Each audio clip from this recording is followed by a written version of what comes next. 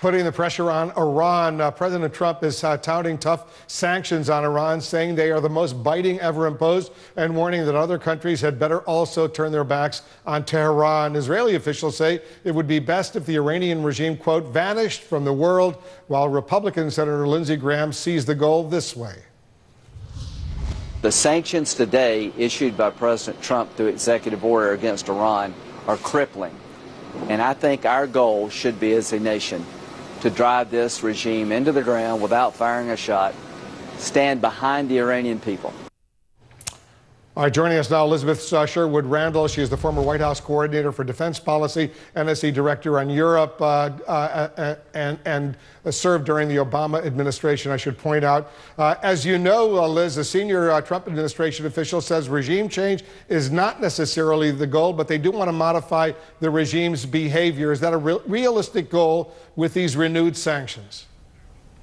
Thanks, Wolf. You know, this decision the president has taken to reimpose sanctions has huge costs for our leadership in the world, for our national security, and for our economic security.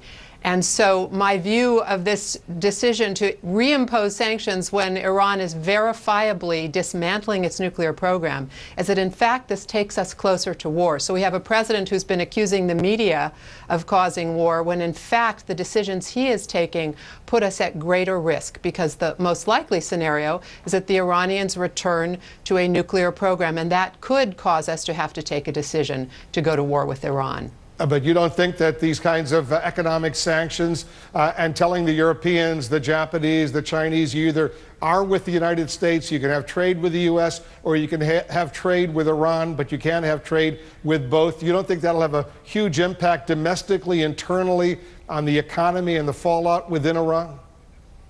I think it will have a huge impact, but unfortunately not a positive impact.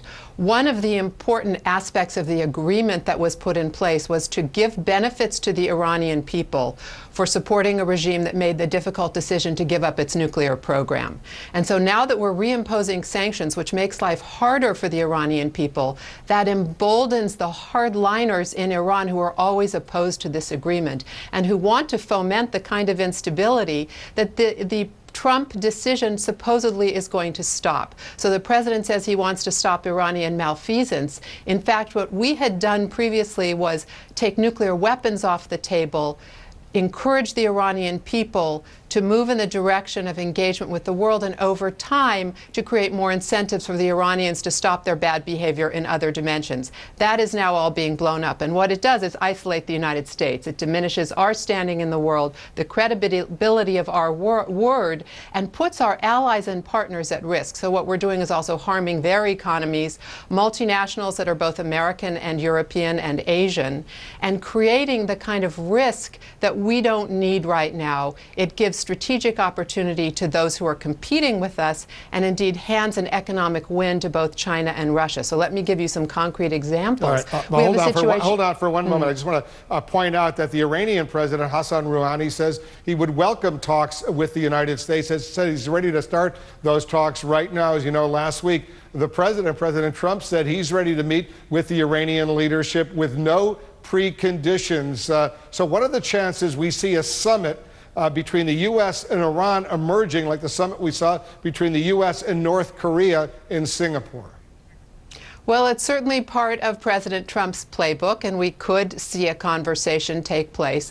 The question there is, what are we willing to do? We have taken an action that's unwarranted. The Iranians were implementing an agreement.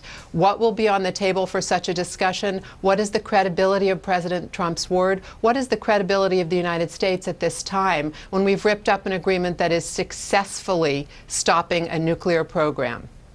Israel says the European Union, which of course supports the Iran nuclear deal, is, quote, morally bankrupt for wanting to keep the Iran nuclear deal in place. So why are the European leaders still trying to save the deal after the U.S. ripped it up?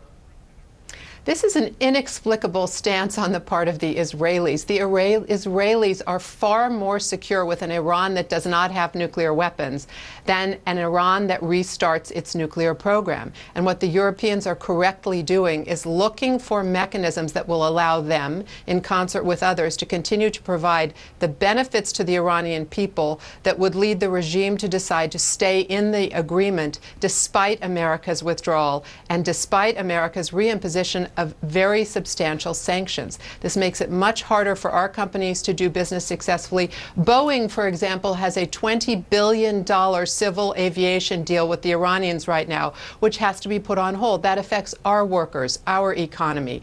European companies as well. Total had a $5 billion deal to develop the South Pars oil field in Iran. Total has said it's most likely to hand it off to its partner, the Chinese National Petroleum Company, which will benefit from Europe pulling out. Elizabeth Sherwood Randall, thanks so much for joining us. Thanks, Wolf. Despite the president